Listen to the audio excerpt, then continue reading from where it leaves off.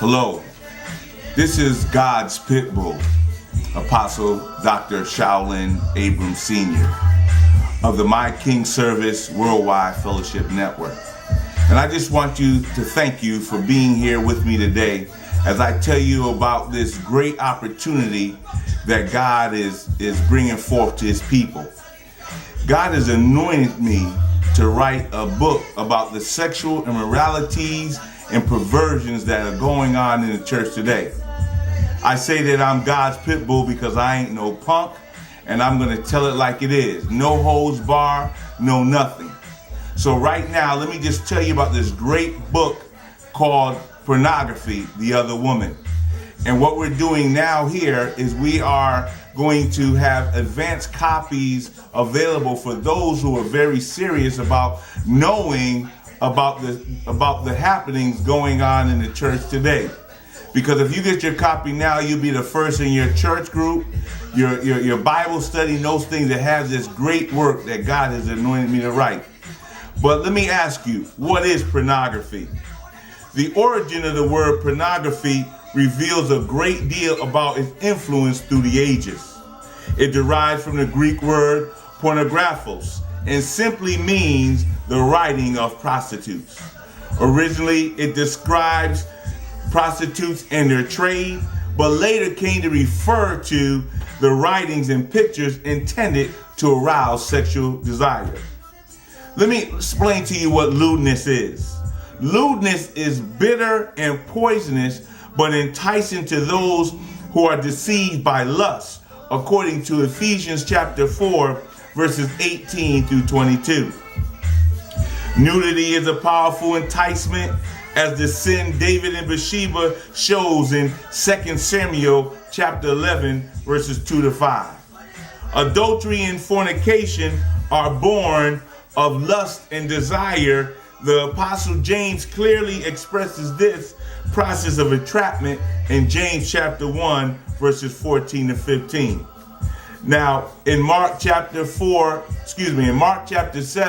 verses 21 to 23, Jesus also reveals that sexual perversion grows out of lust.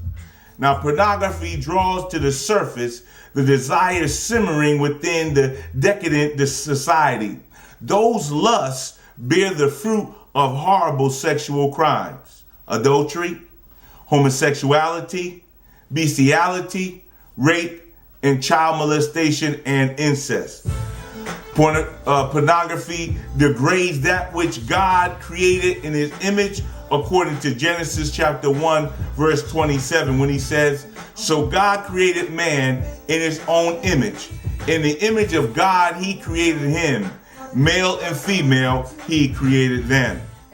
Lewdness is an affront to God. All the pornography glorifies and promotes is in direct and open violation of God's law. These are emphatically stated in Scripture. There are 6 things that God says is abomination. One is adultery, found in Exodus chapter 20, verse 14, and Proverbs chapter 6, verse 32.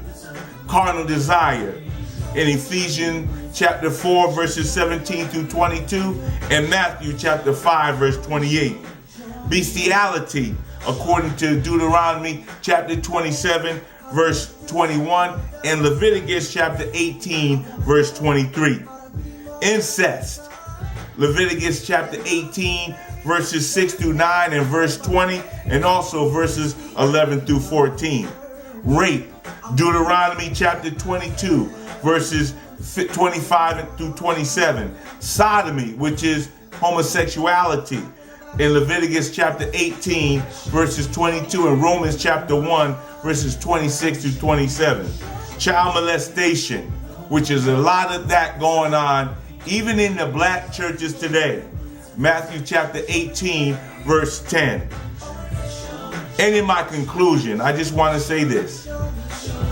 Pornography is an intricate part of false religion, which sets up man as the object of worship, and the pagan religions of the ancients had their obelisks, their temple prostitution and fertility rites. In the end, This is just a form of humanism, the worship of the human body and the mind. Humanism, according to the former president of the American Humanist Association, is a polite term for atheism. Simply put, humanism is man trying to be God. And I just want to say this: it's for God I live and for God I die. Because the harvest is plentiful, but the labors are few.